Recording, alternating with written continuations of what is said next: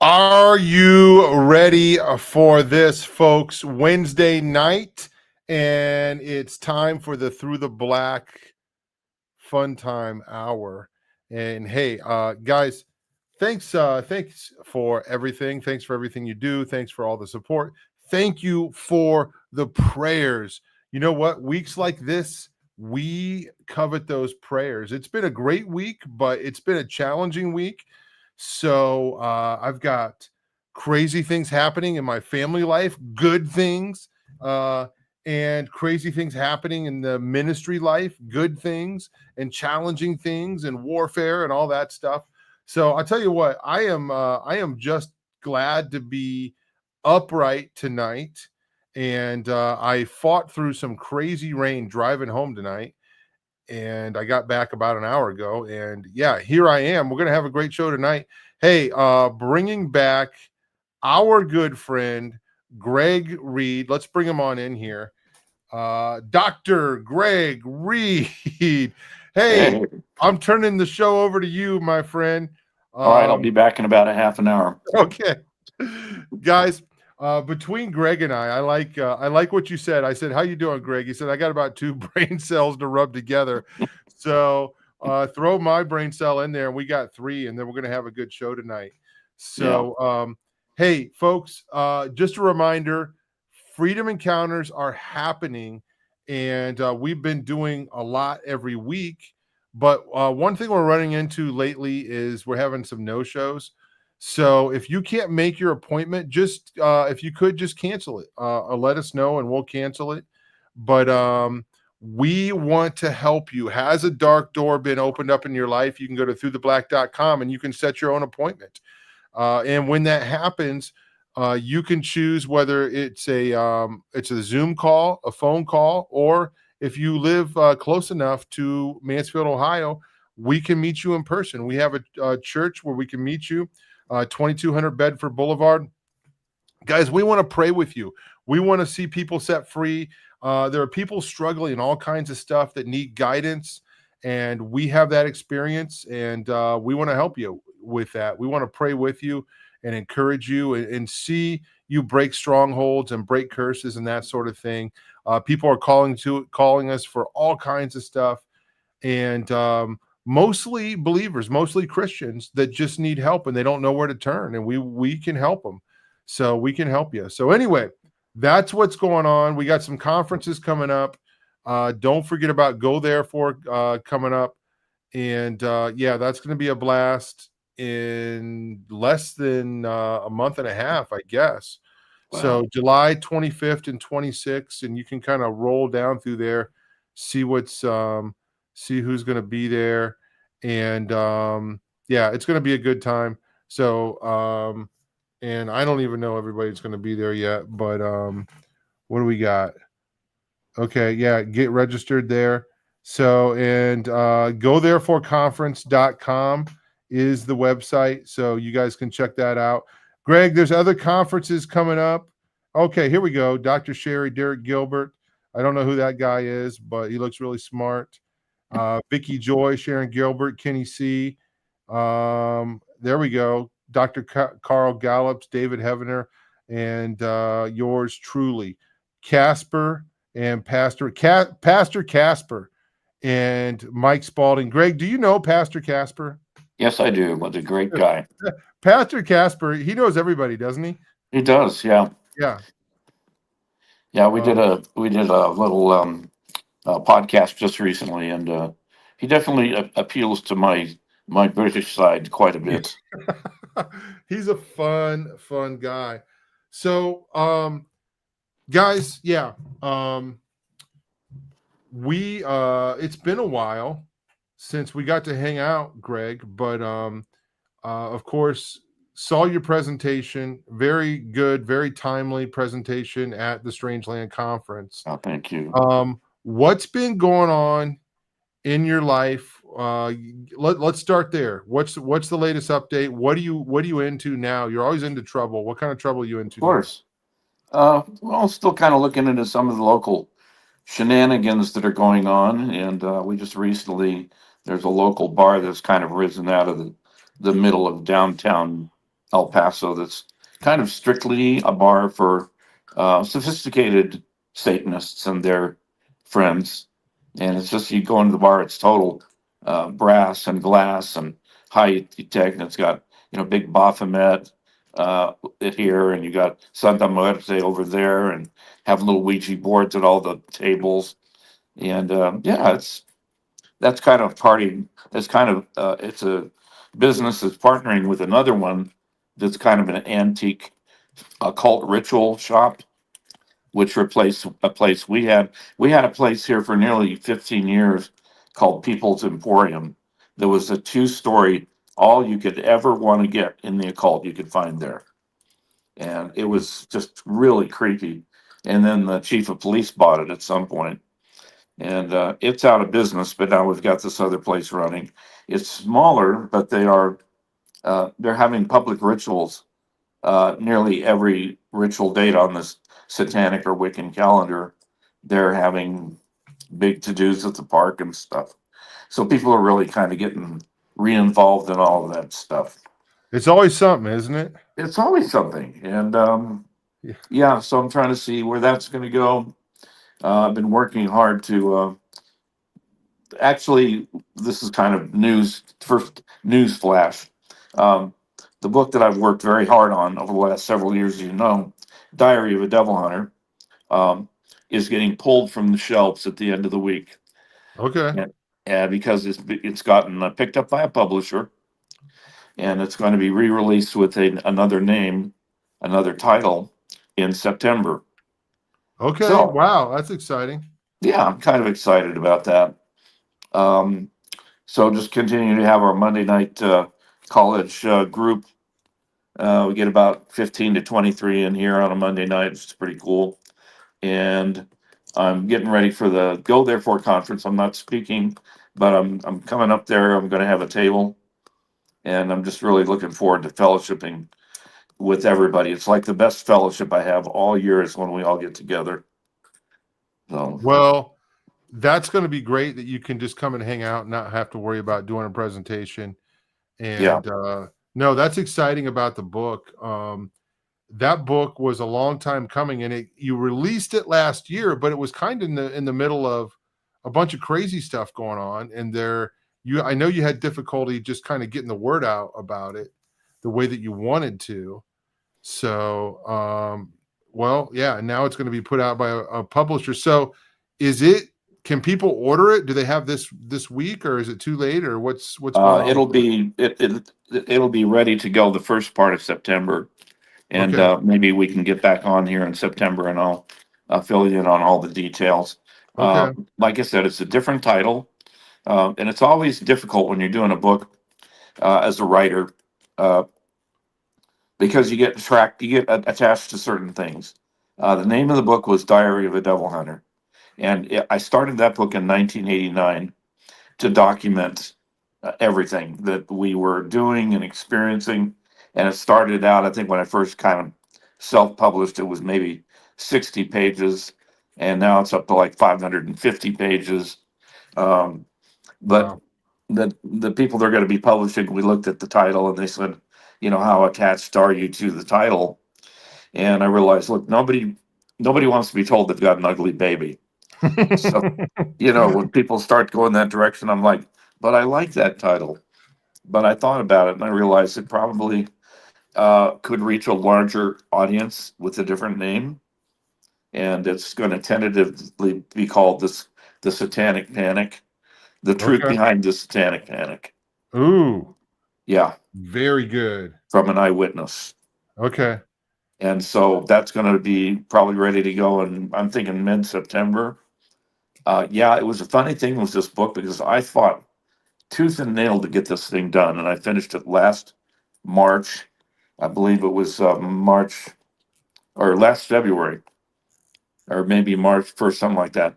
And the day I released it, the day after that, I went to Fort Worth and I got in a horrendous bike accident. And I don't know if I just in my mind started to think, well, this is really not a good time to put this book out because I wasn't even sure if I was going to pull through. So I yanked the book off the shelf and then I waited till July or August and re released it. Uh, but it'll be back out there, like I said, probably September. And I'm excited about that. I think it's going to be.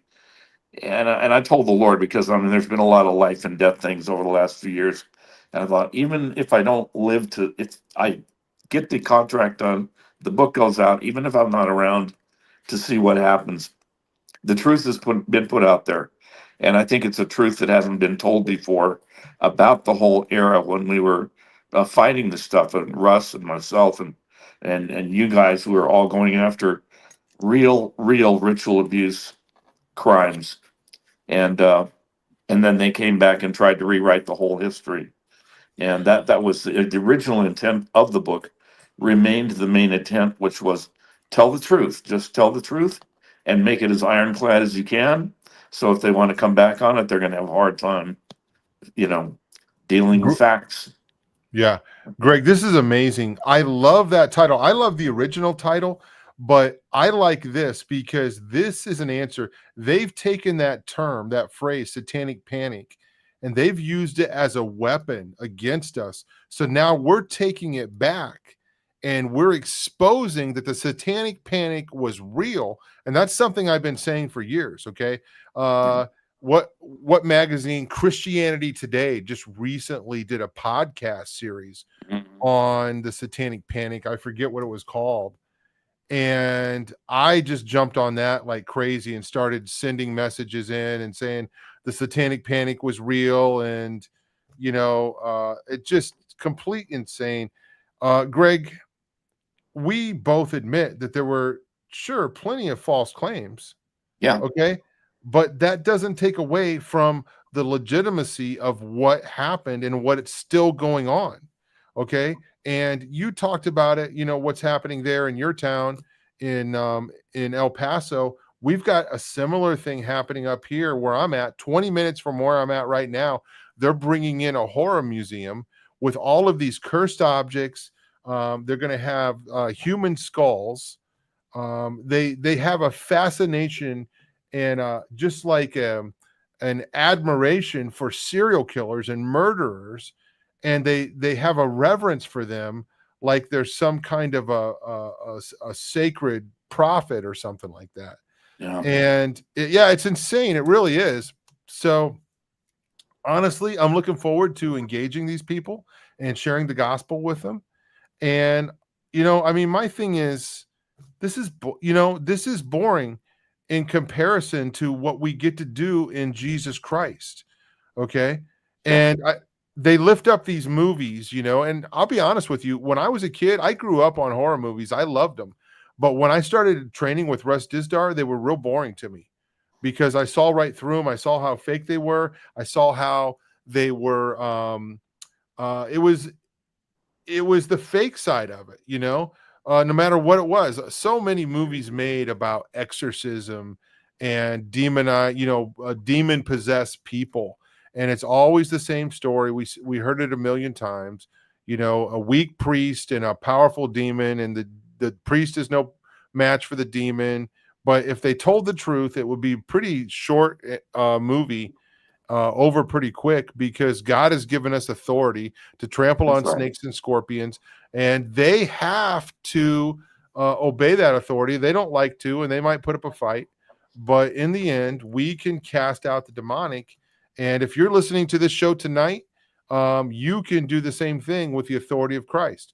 And Jesus said, "Don't rejoice because you have the authority, but rejoice because your names are written in heaven." Greg? Yeah, absolutely. And and it's impossible to understand what all this is about unless you have a spiritual understanding of things. That we live in two worlds. For the unbeliever, this world is what they see, they can touch, they can hear. But for a believer, we know that there's two worlds. There's this physical world, but we as believers walk in a supernatural world where it's not uncommon for us to see real demonic entities or deal with that kind of thing, because that's the battle that the scriptures tell us. It's not against flesh and blood, but against powers, principalities, and spiritual wickedness in high places. We recognize there's a war, and we recognize that the target is human beings, and that we have the weaponry to deliver people into the hands of Jesus, which is, of course, what the devil doesn't want us to do. I thought it was very telling for me last year, right after my book did come out. There was like three or four programs, either radio programs besides the Christianity Today thing. There were three or four news reports or just on various television programs saying, okay, let's revisit the satanic panic movement of the Why, Greg? 1980s. Why? Why do they That's keep doing that? that's what I didn't get at first. I thought, okay, they already buried us. They already silenced us. Why are they doing this? And then I realized shortly around that time, I found out one of their probably most, I don't know how powerful he was, but one of their top leaders was Lieutenant Colonel Michael Aquino. Mm. And he died in that November, I think, November or December. And I thought, okay, okay, because as we talked about before, the law of the Luciferian is univocal non deficit alter, which means when one head is cut off, the other will succeed. And I thought somebody else is coming to power, and they just want to make sure that they've buried this issue. And that's when I started to get kind of excited about this book, because it's like, I'm still alive and I can testify to the truth that this stuff happened. And I stand for a number of good, godly people who have gone before us, like Russ Disgar, like Sue Joyner, like so many people who gave their lives really to do this work. And I stand to testify that what they did and what we were able to do is real, and that this smoke screen is just not going to work this time. Um, Greg, people can read your story in your book, Nobody's Hero. And by the way, give them your website so people can find your books out there. Um, Yeah, go it's ahead. gregoryreid.com. It's very simple. And Reid is REID. So it's GregoryReid.com. gregoryreid.com. Yeah. So your story's out there, your testimony's out there in the book Nobody's Angel. It's also out there in our film, Detestable. Festival. And we're coming up on 10 years ago I started making that film, and we'll talk about that in a moment. But and 10 years ago you and I actually met over the phone, 10 years ago this year. So after, for anybody that knows your testimony, you came out of some pretty horrendous stuff, and we don't need to go through it tonight. But how did you find yourself? A lot of survivors don't end up going back into that. They want to stay away from it. How did you find yourself going back and investigating this stuff and exposing it? Well, I think part of it was I didn't know exactly what it was all about, because I had suppressed so much of what had happened, and had just, kind of drank myself into forgetting a lot of it. And I had to break through that. And I when I finally came to terms with the fact that all these memories that I was starting to have, they were from somewhere. They were my memories, but I couldn't connect them right away, because it was like, how in the world could this have happened? And for, I think it was like a 4 or 5 year period, I had to process without a therapist, just me, Jesus, and the Bible. Had to go through and say, Lord, I need to know, where is this coming from? What are these memories about? And I don't want to be deceived. I need to know what happened to me. And piece by piece, I was able to bring confirmation to the things that I'd been through as a child. And once I started to connect the dots, I went after it like big time. I went back home to California. I started asking questions. I started digging a lot of stuff and finally got to the point where I had sufficient answers for myself that I realized that, like the scriptures say, they overcame by the blood of the Lamb and the word of their testimony. I thought, this has got to be something I speak about. I survived this stuff as a child. I also survived being enmeshed in the occult until I was 15. Oh, we lost audio, Greg. Are you there? So, yeah, sorry. Okay. Um, so I had a responsibility to tell the truth. And so I began to, I moved to El Paso because I met a lady named Sue Joyner. And I just went to her because I was basically, look, I had all this stuff happen to me as a kid. And I think I was the only one that has ever happened to. And she was the first person that said, oh, no, there's a lot of people like you. I just met with 15 other survivors in California. And my mind was just blown. I couldn't believe it. And so I decided at that point I was going to do whatever I could to make people aware that this evil was out there and that they could do something about it. And that's when I began to commit myself and my time to speaking about this. And never really Amazing. intended to write a book or anything, but at some point it seemed necessary to put to paper what I had remembered. And I think it holds up pretty good after all these years. It's a very important story. The book, and I read it. Man, I read it almost 10 years ago, and it's a real easy read. And after I read it, I shared it with my mom. I shared it with my aunt. And the thing about that book, I remember, it just got to me. It was realer than real. There was just something about that book where I just felt like it just got a hold of me, and it was too real. Um, and I mean, I just don't know what to say about it. Anybody else that's read the book will understand what I'm saying. But yeah, it's your testimony. And I remember I read it before I met you, and because I wanted to prepare and ask questions, know what kind of questions that we were going to ask. So 9 years ago, I set out to make a movie, and you and I met over the phone, but we didn't meet up to the following February. Yeah, And it was actually February 20th was the day that we did where we went out back to the house, back to the land, and we took that ride that day. yeah. And so I remember that because that's one of my kids' birthdays. But anyway, we went back to the scene of the crime, so to speak. And We did. I know I really put you through your paces because, you just called, hey, my name's Tom Dunn, and and I know Russ Dizdar, so I called Russ, and I'm like, this guy? Says, oh yeah, he's like it's my spiritual son, and we've been working with him for years. He's trustworthy. Of course, anybody that Russ would trust, would have my trust. So that's when I said, yeah, let's go do this thing. And I think it turned out extraordinarily well. Do you still have those available? the DVDs. Yeah. Yes, we do. We do. They're available on our website. So, and when you see us at a conference, you guys can pick one up. So, they're also available digitally. And yeah, anyway, um I if I have the time, which I don't know if I do, I should do something for the 10th anniversary. So, which is next Oh, year, the release of it. I don't know if we'll be able hard to to, believe. yeah, to pull something off.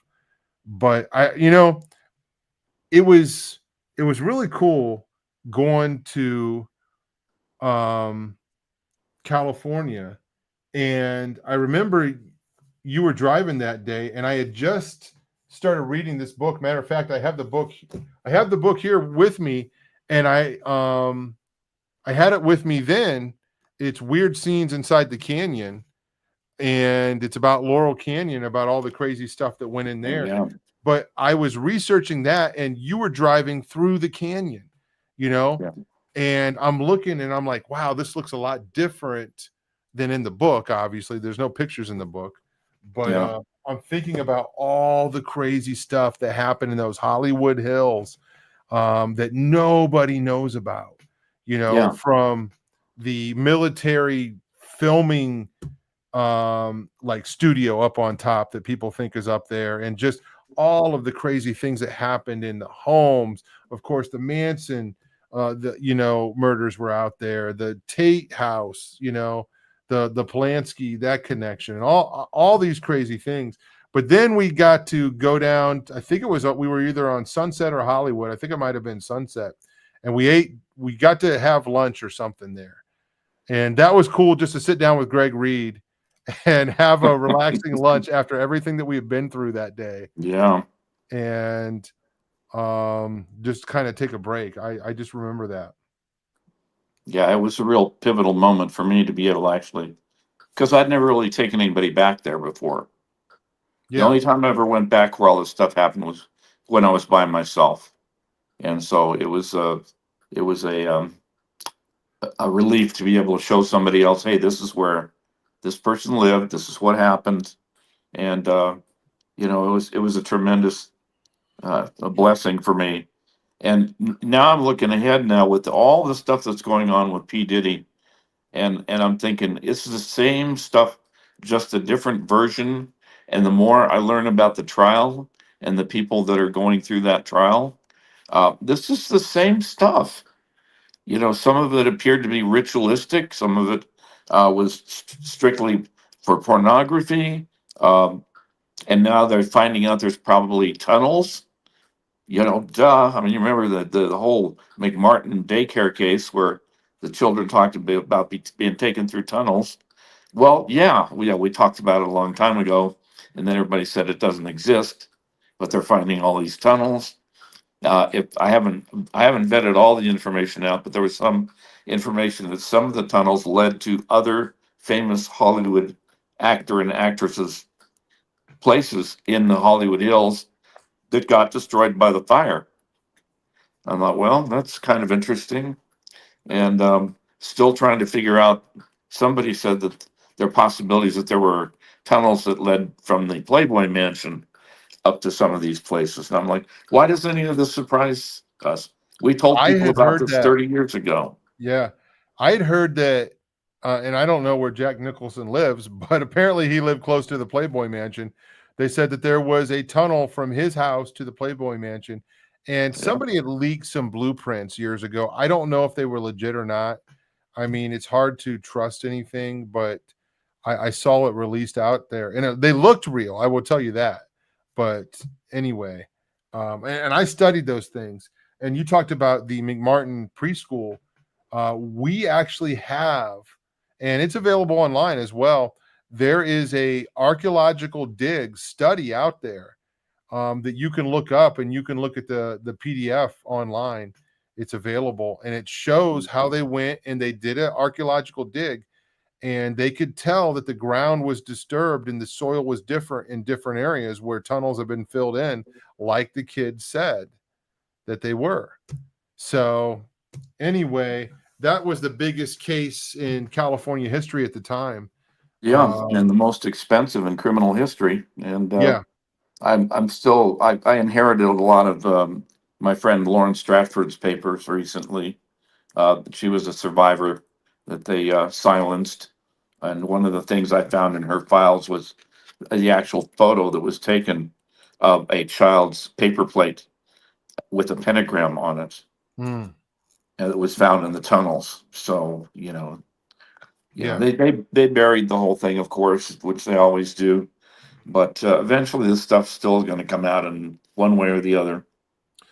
Well, there was a podcast that was done, and I'm the name is slipping me now, slipping my mind, but there was a whistleblower on McMartin who said he knew that family, and he said on TV in the trial they looked one way, but in real life they were vicious. Yeah. Um, and you know what's weird? I'm gonna see if Katie can find this. The resemblance of the movie Mrs. Doubtfire, the character Mrs. Doubtfire, Mhm. and Grandma McMartin. Have you ever seen that? Yes, I have. Yeah, Isn't that uncanny? What do you it think is about kind stuff of. like that, Yeah, Greg? yeah. It looks very, very eerily familiar. Yeah, Um, art imitating life. Another kind of weird thing that I'm looking into right now is, speaking of that, we had this recent shooting of these politicians. yeah. And the guy that did the shooting went to the Bible school I went to. That was kind of chilling. Wow. Okay. Yeah, because it was a very legitimate, straight up, stout Bible school. And you just wonder how somebody like that came out of that place. So you just never know. That's fascinating. I would have never even thought he went to Bible school. Yeah, he was pretty committed. So, That's very interesting. Do you have any speculation on that case from what's been released? I'm going to start looking. Somebody sent me some material this evening, and I'm going to dig into it a little bit and see what I can find. But as we're talking, you did such a great presentation last year on the whole serial killer, the Black Awakening thing. And I always keep that in mind because I realize the pattern is always the same. They do the shooting, whatever they were supposed to do, and the next thing, yeah, there's Mrs. Doubtfire right there. Yeah, Yeah, yeah, yeah. yeah. So And yeah, look at the isn't that crazy? that's creepy. Yeah, Yeah. yeah. No. So, Okay. um, and they go from doing the murders or whatever, the assassinations, to going to court, to having a quick trial in which they're deemed mentally incompetent to stand trial, and then they disappear. I mean, we don't hear about the shooter from Colorado, the shooter from Uvalde, the shooter from El Paso. We don't hear about them because they've been disappeared into the system, Mm, so nobody can really unravel who they were and why they did what they did. yeah. Um, and a lot of times, they'll do suicide by cop or they'll kill themselves so they don't have to worry about a trial, right? They Yeah, have suicide programming. Um, but yeah, I mean, what about the Arizona guy that shot he's still alive. I mean, they took him alive yeah, and that was some crazy stuff. Same thing with the Colorado, the Batman shooter. right. And they all have the same eyes. Yes. They're not there. Mm-hmm. And I would love to find out. Maybe that's something to dig into at some point. Where are these people? Right. Because they just have been, and it goes to the larger thing. I mean, there was the same thing with the whole Harvey Weinstein thing. I mean, you mentioned Harvey Weinstein. Now everybody's like, Harvey who? Well, he was the guy that did the whole, started the whole Me Too movement. It's a big deal. Let's go after the predators. Da da da. And even when he was going to trial, I thought they're going to give him a slap on the wrist, maybe go to jail for a couple of years, and then he'll be out. And that was pretty much what's going to happen. Jeffrey Mm-hmm. Epstein, when he got caught, I told somebody, I said they're gonna suicide him, and all of a sudden he's dead. But I know somebody else has got the black books somewhere, Mm-hmm. and then Ghislaine Maxwell goes on the run, and then they find her at an In and Out burger in kind of sloppy clothes and sunglasses, and she's reading a book. This is something like Heroes of the CIA or something. I Mm-hmm. was like, what was that the signal, mama's ready to come back home or what? Right. And she'll do the same thing. She'll serve Well, a couple of years. She'll get, she'll be out before too long, I think. so Ghislaine Maxwell, she was tried and found guilty. So what was she guilty of? And I mean, if she was found guilty, then there's got to be people that, were using her services. Right. Well, and then it becomes real sticky because now we're into a new administration that's vowed to expose all of this. And then the new FBI guy, Patel, I think he's Mm-hmm. found out what we've all found out is you can't drain the swamp because Yeah. he's come up with nothing. Well, that's been a frustration of a lot of us in this last month. And you might have seen these same videos, Greg. They did these body language analysis, and these guys are sweating when they're talking about this. Like figuratively speaking, like they act different. Um, but I don't know. It's it'll be interesting to see what happens or what doesn't happen. And we can't count on the government. We can't count on law enforcement. They, I mean, lots of great law enforcement, and we love them and support them, the good ones. But they're not equipped to deal with this, spiritual, ritual, satanic stuff. They're trained to deal with the crime, and they don't care if it's a Satanist or a Buddhist or a quote unquote Christian that commits a Right. crime. They're there to catch bad guys that are committing crime. So, yeah. Um, and it's not illegal to be a Satanist, okay? Yeah. But what many of them do in the dark is illegal. Okay, and I mean we're talking about ritual murder, we're talking about human trafficking, we're talking about child abuse in the sickest way, you know. So I when I watch other YouTube channels, I notice there's certain words they don't say, and apparently it gets you, you know, blacklisted or shadow banned or something like that. And I don't think about it too much on this show, but you know what I say when I'm talking about child abuse, and Right. some of them will say child corn, you know. Yeah. So anyway, um, Greg, you have been investigating, you've been connected to all of these people. Sue Joyner, you mentioned. You've been Johanna Michelson, okay? You're the one that introduced us or got us connected to Johanna Michelson. And so many of these other people from your years of doing these investigations, you saw all this happen. What is your thought on the future of exposing satanic crimes? I What's think it's going to get more difficult because on the heels of everything we've seen so far is going to come a stronger push for the whole MAPS movement, the minor attracted persons, and secretly behind the scenes, they're still continuing to lower the idea that it's wrong to have sex with a child. And the more they wear that out, the harder it is going to be to find victims and to get them to talk because some of them are going to feel like they were not victims. And the hardcore stuff they'll be afraid to talk about. But I see, and it's the same frustration with, I mean, I think Tom Holman is a stand up guy. I mean, I can look a man in the eyes. And when I see his heart breaking because of the horrible things he's had to see, then that's my guy. That's the person I want to know is doing the job for the right reason. mm-hmm. But even though I do know that about him, where are the 350,000 children? Yeah. How did that just disappear off of our map? And so I guess because that is still like an open number, I suppose that it will get harder to expose because there's certain areas that have escaped any kind of scrutiny. And those kids are gone. And I think I'd be surprised if they found out where they are. Greg, what do you think happened to him? I think they were injected into the child slavery, child trading.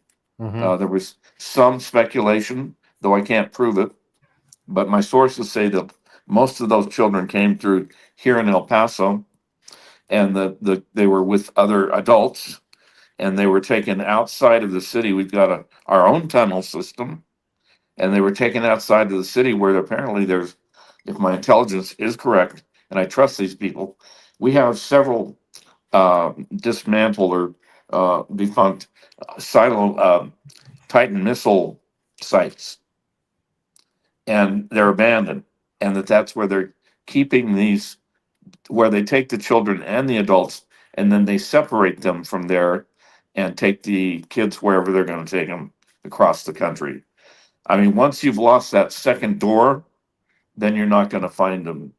And I'll never forget back, and I think it was '99. I was talking to a friend that was very connected in the military world and said that they had just uncovered on some intel they had. They stopped a train in Canada, I think. No, it was in Stuttgart, Germany. They stopped the train, and the train was packed with children in cages. I mean, dozens of train cars and hundreds of cages bound to be shipped overseas to Japan for trading. So once it gets out of the U.S. hands, then we pretty much lost them. And there's enough money and enough power that if you don't get them at that second door, and what I mean by that, the first door is their entrance into the country. The second door is where they're being transported from here to the next drop spot. If we can't catch them at the second drop spot, then we're likely never to see them again. They will be traded. A lot of them used for pornographic purposes. Some will just be outright killed, when they outlive their usefulness. We don't like to think about this as real. And as you know, we have to measure what we tell people because there's a level of, I guess, a pain threshold where if we go past that, we're likely to lose the person we're talking to. And I've got dear friends that I've had these conversations with. There's a couple I know from my church. I've known them for 25 years. We've been good friends, but I never shared with them what I really did outside of the church. And I started talking about a couple of cases that we lost with children. And I'll never forget the lady's face. Her eyes got wide. I mean, and she was shocked. And she said, I had no idea that you did any of that. How are you still sane? And I realized that, we carry this burden of knowing what's going on and not exactly knowing how to do anything about it. We work it, we give it to the people we think are going to care enough to rescue these kids. You hope they do, and most of the times you don't even hear back from them whether they did or not. But it's kind of a weird burden to realize you got to carry this between us and the Lord, but we've got to measure how we tell people about it, or we'll lose them altogether. They don't want to hear it. Yeah. Um, I just so much of what you're saying there. I just don't even know where to begin. Greg, I don't know how many years ago it was 6 or 7 years ago. Russ and I were in Scotland, and in the mall in Scotland, there were these giant, oversized posters, like they would be promoting, like something you would use to promote a cologne or a clothing line or a movie. But these were, and I saw them everywhere. They were talking about the missing kids in Scotland. Children are going missing in Scotland, and nobody knows where they're being taken. What is happening? Like, if you look at Scotland and England, it's like it's a little island there. It's actually a big island, and where are they being taken? Yeah. You know, are they right there? I think of some of these kidnapping cases, and last week I was researching one again, the Elizabeth Smart case, where the kidnapper went in through a window, went into the house, into the bedroom of the girl, 14-year-old girl. The parents were sleeping right across the hallway, and kidnapped this girl at knife point and took her out and took her up on a mountain in Utah. But I said all that to say, where are these kids? Are they in the basements? Are they moving them out of the country? I mean, they could be anywhere, but how are they getting these kids? I just, and it was obviously a very serious problem. Scotland and England are small geographically in comparison to the United States, but I mean, everything we have here, we inherited from over there. Yeah. And I mean, what's happening over there is insane. We've talked about and exposed the Hampstead case ad nauseum, for years now. And that's just a small example of the things that are happening. And there's so many things connected to that case. The child kidnapping at birth, where they take babies away from parents who might have smoked a joint 10 years ago or called off work, or I mean, it's just ridiculous stuff. But what they're doing over there. It's an ongoing problem that's been going on for years, and nobody can figure out what's going on. Greg, you know this. You read the stories about what happened in the UK and what happened in America. How are these exact same things happening thousands of miles apart? And I'm getting up on my little soapbox again and preaching about SRA. And Yeah. I'm trying to take away this stigma, satanic ritual abuse. People are afraid of that word, satanic. When you say satanic, it makes them do a double take. It makes them stop in their tracks. Satanic, even Yeah. atheists, satanic, and they don't want to admit that it's real, or they don't, they know that it's real, but they don't want to say it out loud. I remember when I was promoting the movie Detestable, people were afraid. What's this movie about? Satanic. Whoa, stop right there. Stop Yeah. right there. Yeah, Yeah. you don't got to say anymore. I don't want to know anymore. Hey, by the way, Hollywood makes millions of dollars on satanic stuff, but I don't want to know about the real thing, Greg. Yeah.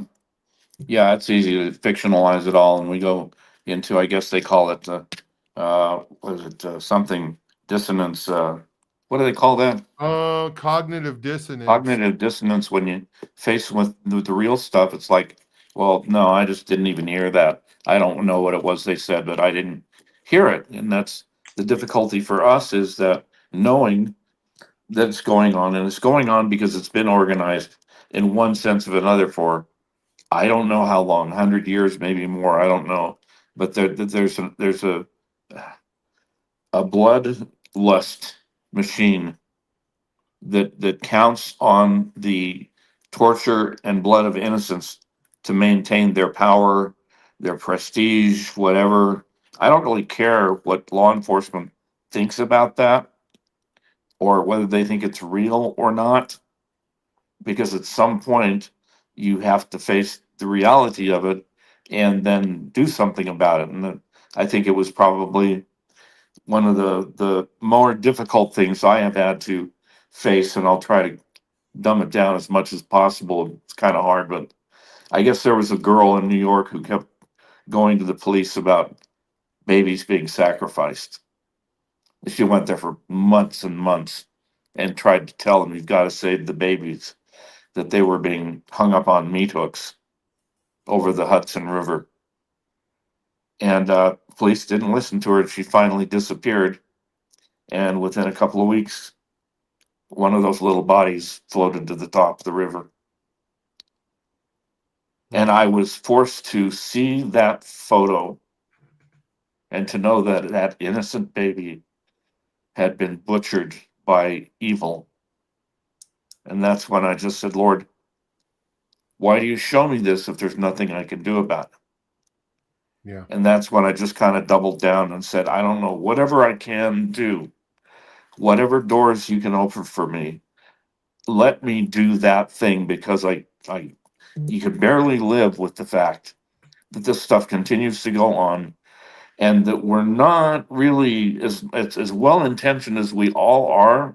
And look, I know there's a God in heaven that keeps track of all of this. And my pastor used to say, God doesn't always pay on Fridays. And I understand that there is a day coming when all of this is going to be reconciled. But surely, Tom, there's got to be more that we can do now. Some way we can tighten up our network, some way we can seek out information on a deeper level and find people in high places that are willing to take the risk to really just pummel these operations like we may do to Iran here in a few days. Just Um. drop the bunker buster. Uh. Greg, it could get worse before it gets better, and I don't know how it's all going to end, and none of us know how we're going to go out, right? But even if we absolutely know that we're going to lose, it's our job to fight. Absolutely. Um. So, and it's our job to expose it. Ezekiel chapter 8, God wants it exposed, and he wants us, to know about it. The church is 30 years behind. That's being generous, right? And Um, I don't know. I mean, I have a lot of ideas, and we're trying, to reach the church, but it seems like it's happening very slowly. You got to reach one person, you got to reach 100 or even more. Yeah, So, but I'm encouraged by this, the scripture for Gideon's army. God just got the army down to where he wanted it to be, and he can do more with less. So even though here we are tonight, here we are, if you're listening in the archives, it might seem like we're a minority, but actually we're not with God. We are a majority. And God loves using, less to do more. So what is God calling you to do? What it could be anything. It doesn't have to be this. There's a lot of wicked satanic stuff going on, um, that we can expose, that we can talk about. I mean, we say it on this show all the time. The human sacrifice of babies, it's Satanism right out in the open, Greg. yeah, Abortion in this country, and then the mutilation of children. yeah. Okay, younger than 10 years old, and then teenagers. I mean, this is happening. Like, I man, could I go back 30 years and explain to my uh 20-year-old self, like, hey, this is actually going to happen in the It's future? insane. Yeah, that they're going to do these things. It's hard to believe that it's happening, but there's no matter which way you look, we're surrounded, and that can be a good position to be in, because no matter which way you're firing, you're going to hit something, right? Yep. So, lots of work to be done. We want to see people set free. We want to see the hurting people helped and healed.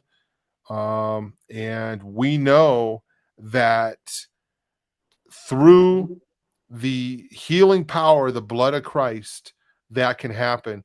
So we got about 8 minutes left here, Greg. Can you speak to that?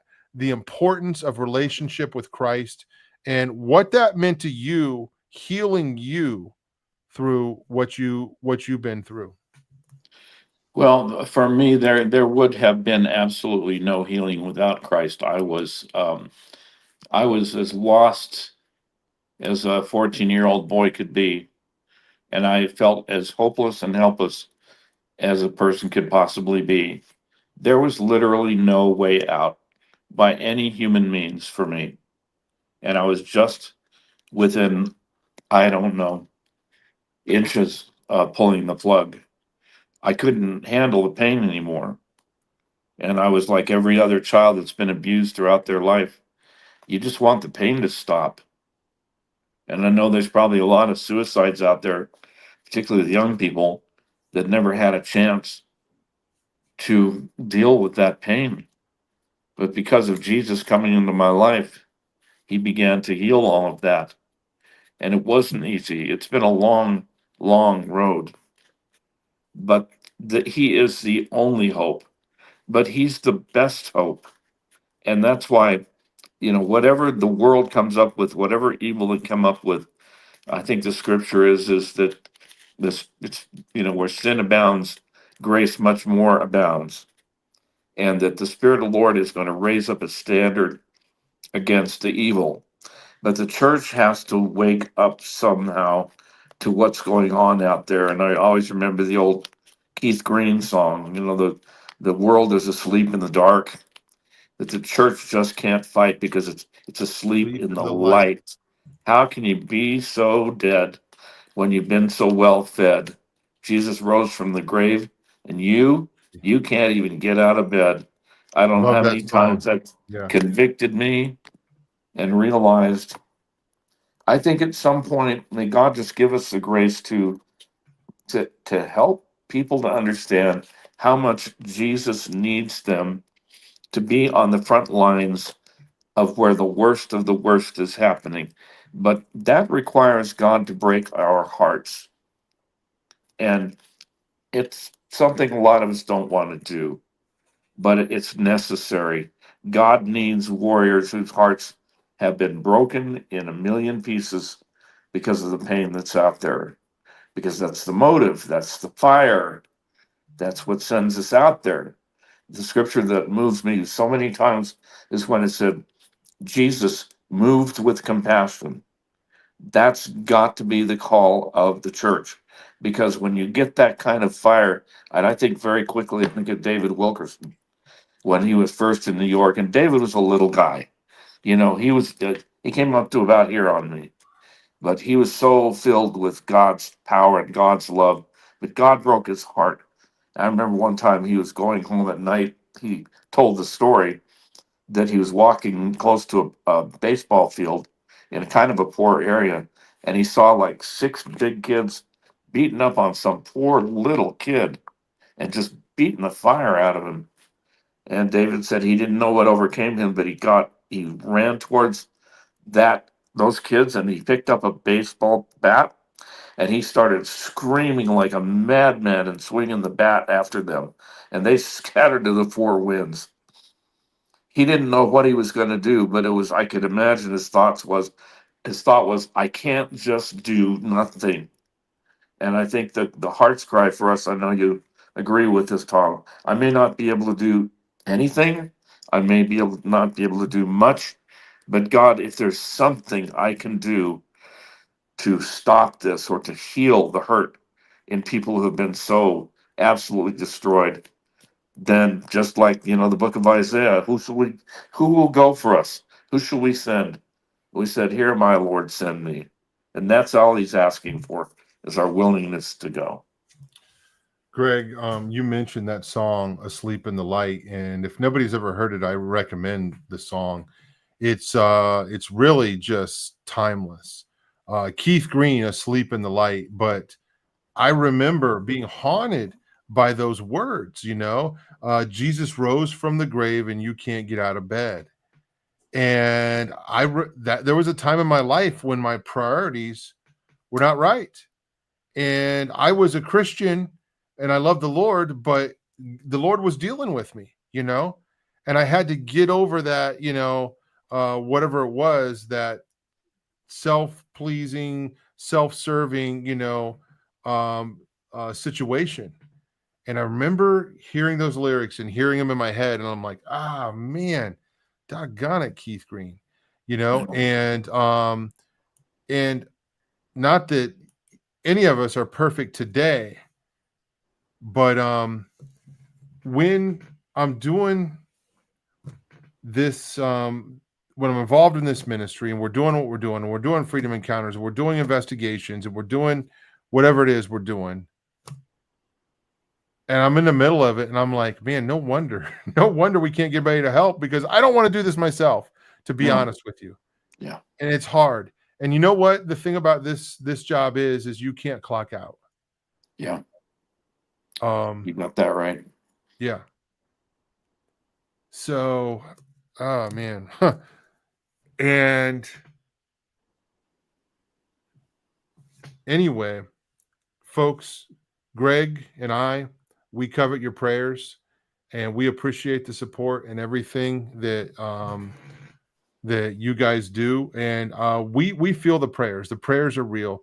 I've said this before, but I remember Russ used to say on his broadcast all the time, thanks for the prayers, thanks for the prayers. And I didn't get that because I didn't have a lot of people praying for me, because I wasn't out there the way that Russ was.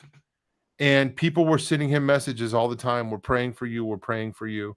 And now I experience that. People say that they're praying for me. And I'll tell you, it means the world, doesn't it, Greg? It absolutely does. And it gets to the point where the more keenly involved you are in spiritual warfare, the more you know when people are praying, and the more you know when people aren't praying. Yeah. So we Yeah. we do ask those that understand the message to pray for these very human vessels, that we can stay in the fight, because we know we're fighting things that in ourselves we have no authority over, but in Jesus Christ we've been given the authority and the weaponry to go in there and do real damage to the enemy's kingdom. So yeah, prayers, we Amen. got to have them for sure. Greg, thank you so much for joining me tonight. Give us your website one more time so people can find all of your books and all your links and all that. You bet. It's www.gregoryreid.com. And the podcast is Extreme Times Truth in the Shadowlands. Amazing, And amazing. yeah, Greg, we're gonna have you back on when the old book comes out with a new title, and we're gonna talk about that. Take care, and we you will see you too. soon. God bless you, brother. Thanks. God bless, Tom. Bye bye. Yep.